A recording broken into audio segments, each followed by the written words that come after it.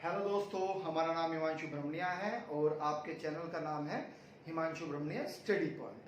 तो भौतिक विभाजन आज हमें पढ़ना है। ठीक है, क्या पढ़ना है? भौतिक विभाजन, उत्तर प्रदेश का भौतिक विभाजन आज हमें पढ़ना है। ठीक है, आइए स्टार्ट करते हैं। एक चीज, जो नए व्यूवर्स हैं जिन्होंने हमारे चैनल को सब्सक्राइब नहीं किया है तो वो हमारे चैनल को सब्सक्राइब कर ले और बेल आइकन ऑन कर ले। और भैया अगर वीडियो अच्छी लगे तो इसे लाइक जरूर कर दीजिएगा और शेयर करना मत भूलिएगा। Thank you. ठीक है, चलिए स्टार्ट करते हैं। देखिएगा, उत्तर प्रदेश का भौतिक विभाजन हमें पढ़ना है। तो वास्तव में उत्तर प्रदेश का जो भौतिक विभाजन है वो हम चार आधार पर करते हैं, चार क्षेत्रों में करते हैं। कितने? चार क्षेत्रों में। सबसे पहला क्षेत्र है भाबर क्षेत्र, दूसरा है तराई क्षेत्र और तीसरा है मोस्ट इंपोर्टेंट मैदानी क्षेत्र और चौथा है आपका पठारी क्षेत्र। ठीक है, आइए देखिएगा, ये जो हमने ग्रीन कलर का जो ये बनाया हमने, ये क्या है? वास्तव में ये भाबर क्षेत्र है। भाबर क्षेत्र होता क्या है, चलिए थोड़ा सा समझ लीजिएगा, कॉन्सेप्ट बेस है। यानी कि ये आपका वह हिमालय, ये आपका लघु हिमालय, ये आपकी शिवालिक श्रेणी और उसके बाद में मैदानी क्षेत्र शुरू हो जाता है ना।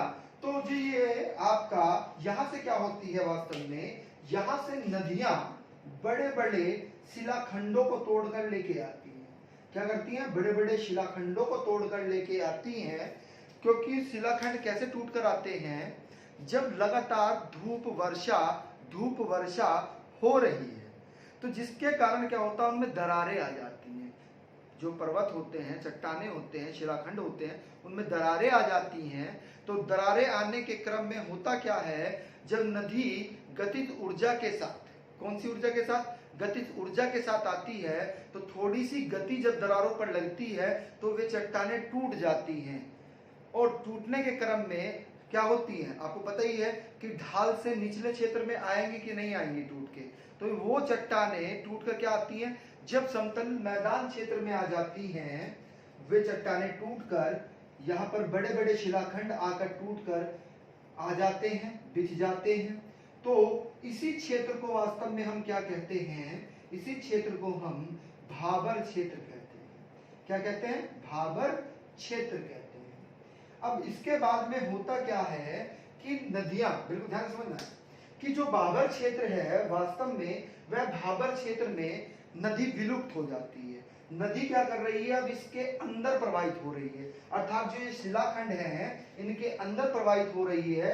कहने का तात्पर्य यह है कि ऊपर सतह पर वह नहीं प्रवाहित हो रही है, यानी कि नदी क्या हो जाती है, यहाँ पर भाबर क्षेत्र में विलुप्त हो जाती है ना। जब नदी विलुप्त हो जाती है तो इसके बाद में जब यहाँ पर चट्टानों से जो अंदर शिलाखंड है, जब उनसे टकराती है तो पानी क्या होता है, तितर फितर हो जाता है। तो जिस क्रम में होता क्या है कि वह एक बड़े क्षेत्रफल पर बाहर आ जाता है।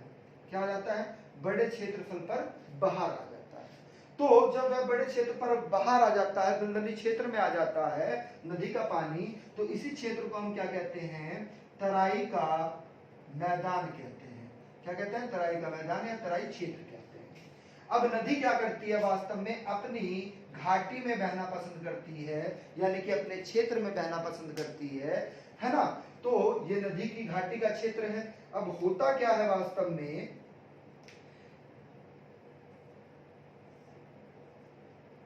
मैदानी क्षेत्र में आ गई है नदी। कहाँ आ गई है? मैदानी क्षेत्र में आ गई है। अर्थात जब वर्षा काल में होता क्या है कि नदी का पानी नदी घाटी से ऊपर आ जाता है, यानी कि ऊपर क्षेत्र में आ जाता है, इधर भी और इधर भी। तो इस क्षेत्र को हम क्या कहते हैं? इस क्षेत्र को हम खादर कहते हैं। क्या कहते हैं? खादर। Clear point? आ रही है बात समझ में? अब दूसरा कॉन्सेप्ट समझिएगा कि वह क्षेत्र जहां पर मानसून काल में भी यानी कि वर्षा काल में भी नदी का पानी नहीं पहुंच पाता है, अर्थात वह ऊंचाई वाला क्षेत्र रहता है, नदी घाटी से ऊंचा क्षेत्र रहता है, उसे ही हम क्या कहते हैं, बांगर कहते हैं। क्या कहते हैं, बांगर क्षेत्र। तो ये आपका बांगर क्षेत्र है। क्लियर है पॉइंट, क्या है, बांगर क्षेत्र। तो ये बांगर क्षेत्र है, खादर क्षेत्र है, ये मैदानी क्षेत्र का ही भाग होता है। आ रही है बात समझ में, ठीक है, क्लियर है पॉइंट। तो ये आपका क्या था, भाबर क्षेत्र, तराई, हमें थोड़ा सा कॉन्सेप्ट था, आपने समझ लिया, ठीक है। चलिए आगे चलते हैं, रफ कर देते हैं इसको। चलिए अब हम क्या पढ़ रहे हैं, यूपी स्पेशल पढ़ रहे हैं, है ना, क्या पढ़ रहे हैं, यूपी स्पेशल। तो भारत का सॉरी यूपी का क्या भौतिक विभाजन पढ़ रहे हैं। तो वास्तव में जो तराई का मैदान है, अर्थात जो भाबर का क्षेत्र है, सॉरी जो भाबर क्षेत्र है, वह वास्तव में कहां से, सहारनपुर,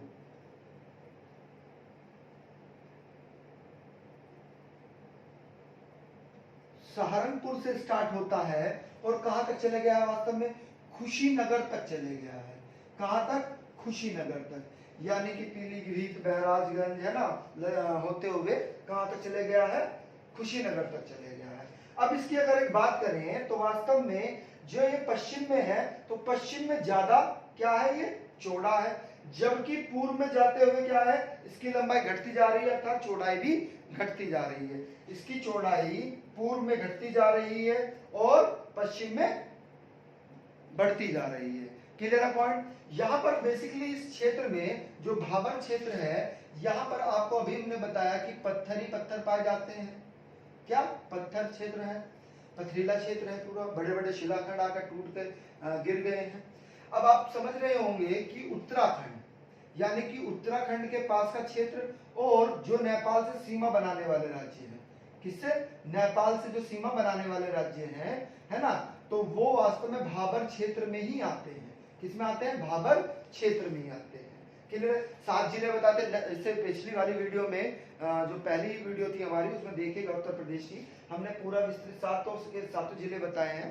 तो वास्तव में ये जो है यहाँ पर सीमा बना रहे हैं, यानी कि भाबर क्षेत्र से मिले हुए जो जिले हैं वो क्या करते हैं, वो नेपाल से सीमा बनाते हैं। दूसरी चीज समझिएगा, यहाँ पर जो व्यापार होता है वह पशुपालन होता है, यानी कि जो यहाँ का प्रमुख व्यवसाय है, अगर हम बात करें भाबर क्षेत्र की, तो यहाँ पर पशुपालन होता है, खेती नहीं होती है। जब मिट्टी ही नहीं है तो क्या होता है, पशुपालन होता है। क्लियर है पॉइंट, आ रही है, ये फैक्ट इंपोर्टेंट था इससे संबंधित, ठीक है। अब जो तराई का मैदान है, अब हम तराई के मैदान की अगर बात करें कि तराई का मैदान, तो तराई के मैदान भी वास्तव में सहारनपुर से लेकर और कुशीनगर तक ही है। कहां से, सहारनपुर से लेकर कुशीनगर तक ही है। और दूसरी चीज क्या है, इसका ये विपरीत है, भाबर का विपरीत है। कैसे, समझिएगा कि तराई का मैदान का जो क्षेत्र है, तराई का क्षेत्र है सॉरी, वह क्या है, वह पूर्व में तो चौड़ा है, लेकिन जैसे जैसे आप पश्चिम की ओर चलेंगे तो इसकी चौड़ाई कम होती चली जाती है, इसकी चौड़ाई कम होती चली जाती है, अर्थात इसका पूर्वी क्षेत्र में ज्यादा विस्तार है, जबकि पश्चिमी क्षेत्र में कम विस्तार है। भाबर का क्या है, भाबर का पश्चिम में ज्यादा विस्तार है, जबकि पूर्व में कम विस्तार है। ये 20 से 25 किलोमीटर की चौड़ी पट्टी है दोनों, तराई और भाबर क्षेत्र जो है 30 से 40 किलोमीटर की चौड़ाई में है ये लगभग, ठीक है, बीच में, है ना, चलेगा। अब अगर हम बात करें मैदानी क्षेत्र, तो मैदानी क्षेत्र आपके लिए बहुत ही महत्वपूर्ण बन जाएगा, इसको रफ कर देते हैं, ठीक है। मैदानी क्षेत्र की बात करते हैं, आइए देखिएगा, मैदानी क्षेत्र वास्तव में ये जो हमने बनाया है ये पूरा, ये क्या है, मैदानी क्षेत्र। वास्तव में उत्तर प्रदेश का जो मैदानी क्षेत्र है वह वास्तव में हुआ क्या, वह गंगा और यमुना नदी के दो आब, किससे, गंगा नदी और यमुना नदी के दो आब के कारण बना है। किसके, गंगा और यमुना नदी के दो आब के कारण, अर्थात कहने का कारण यह है कि गंगा की सहायक नदियां और यमुना की सहायक नदियों ने किसका निर्माण किया है, उत्तर प्रदेश के मैदानी क्षेत्र का निर्माण किया है। क्लियर है पॉइंट, आ रही है बात समझ में, क्लियर है पॉइंट। देखिएगा प्रश्न ये भी बनता है, यहाँ पर क्या है, हरियाणा है, यहाँ पर क्या है, हरियाणा।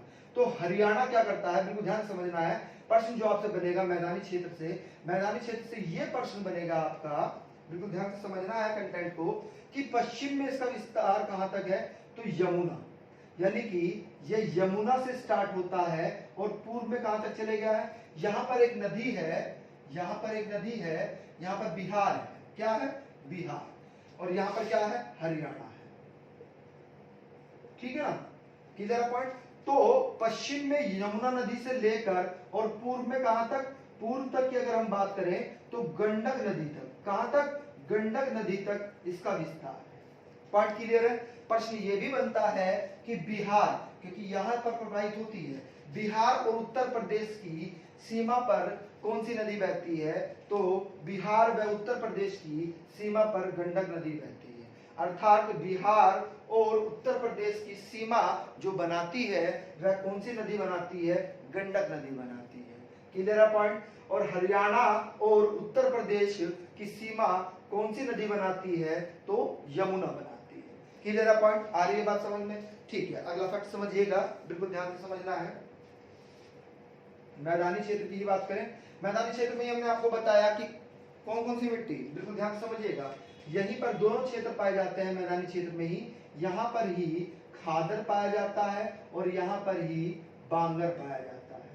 ठीक है, बांगर जो है इसे ही हम क्या कहते हैं, पुरानी खादर कहते हैं। क्या कहते हैं, पुरानी खादर। ठीक है, ये क्या है, ये कम उपजाऊ है। अगर दोनों में कंपैरिजन करें तो कम उपजाऊ, जबकि खादर जो है ज्यादा उपजाऊ है, ज्यादा उपजाऊ है। किसके कंपैरिजन में, बांगर के क्षेत्र के कंपैरिजन में।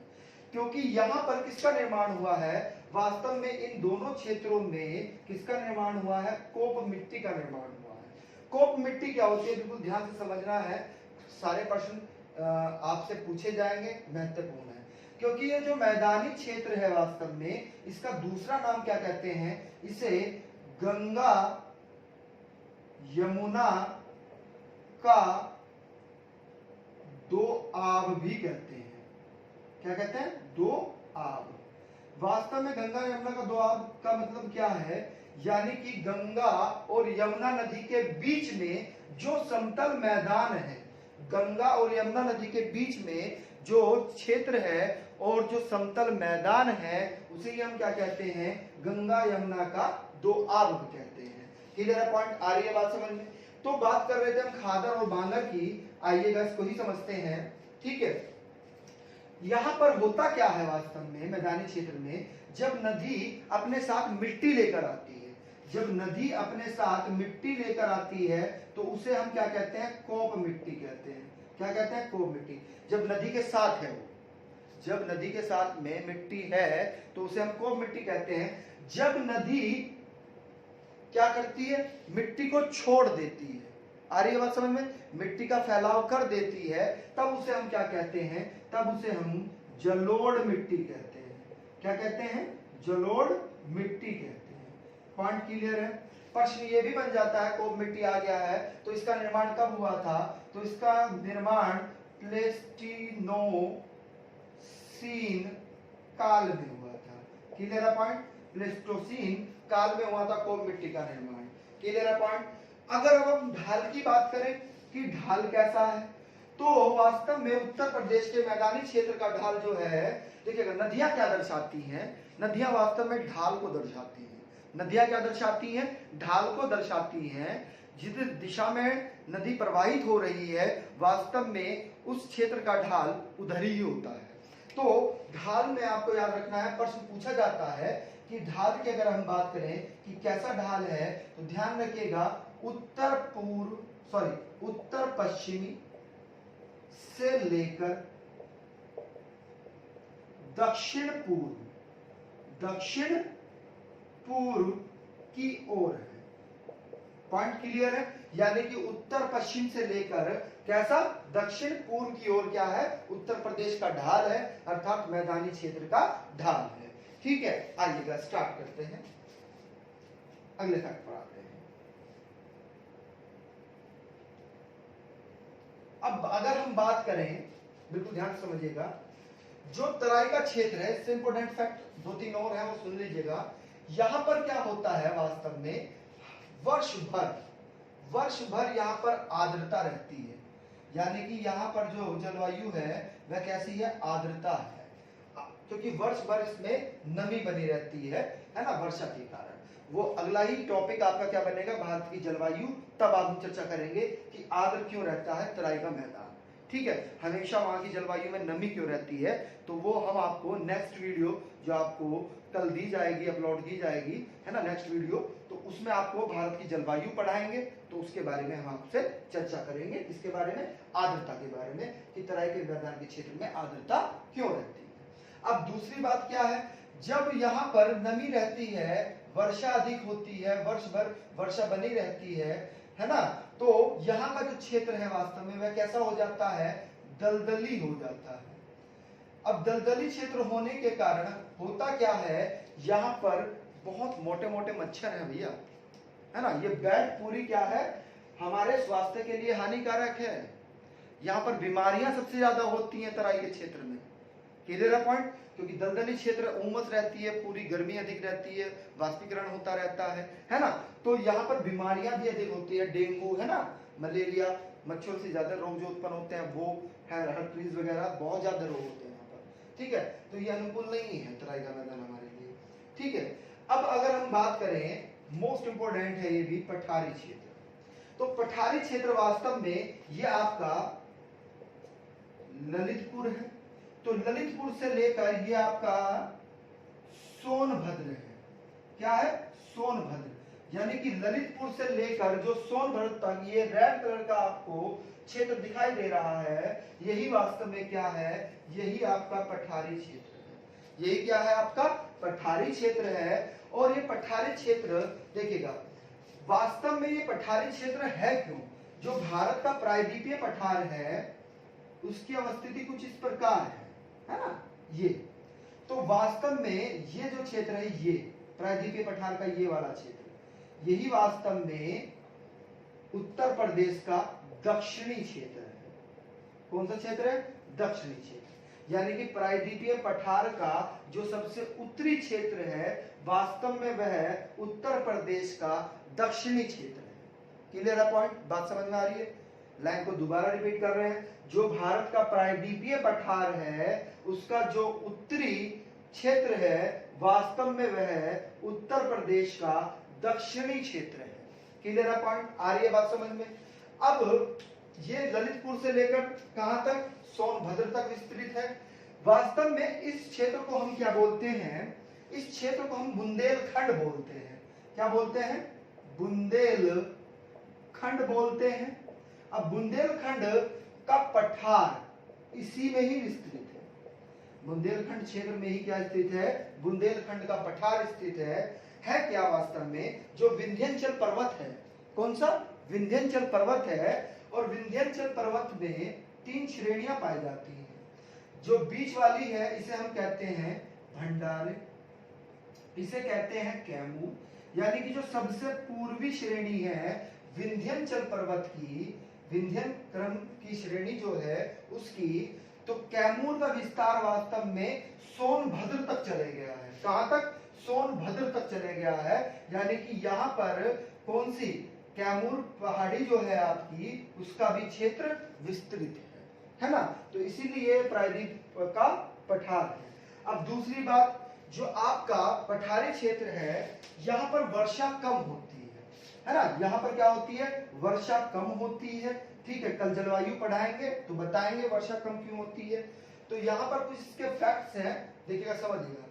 अब यहाँ पर क्या हो रही है, वर्षा कम होती है, क्या है, वर्षा कम है।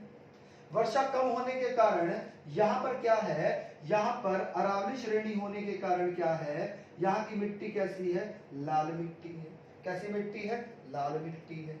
यहाँ पर कृषि बिल्कुल भी नहीं होती, नाम मात्र के लिए कृषि होती है, नाम मात्र के लिए कृषि होती है। सबसे महत्वपूर्ण तथ्य यह है कि उत्तर प्रदेश में जो खनिज प्राप्त होता है, जो धात्विक अधात्विक खनिज प्राप्त होते हैं, वास्तव में इस पठारी क्षेत्र की बेल्ट में ही प्राप्त होते हैं। पॉइंट क्लियर है? यानी कि खनिज की दृष्टि से ये क्या है, बहुत ही ज्यादा महत्वपूर्ण है। क्लियर है पॉइंट? आपको पता है कि सोनभद्र मिर्जापुर में, ये मिर्जापुर का क्षेत्र है, ये सोनभद्र है, तो यहाँ पर मिर्जापुर है, ये यहाँ से लेके यहाँ तक क्या है, मिर्जापुर। तो सोनभद्र और मिर्जापुर में आपको पता है जिप्सम पाया जाता है, और जिप्सम के कारण क्या है, यहाँ पर सीमेंट उद्योग है, सीमेंट उद्योग है। आपको पता है यहाँ पर फैक्ट्री है, खाने हैं, कौन कौन सी बताइएगा?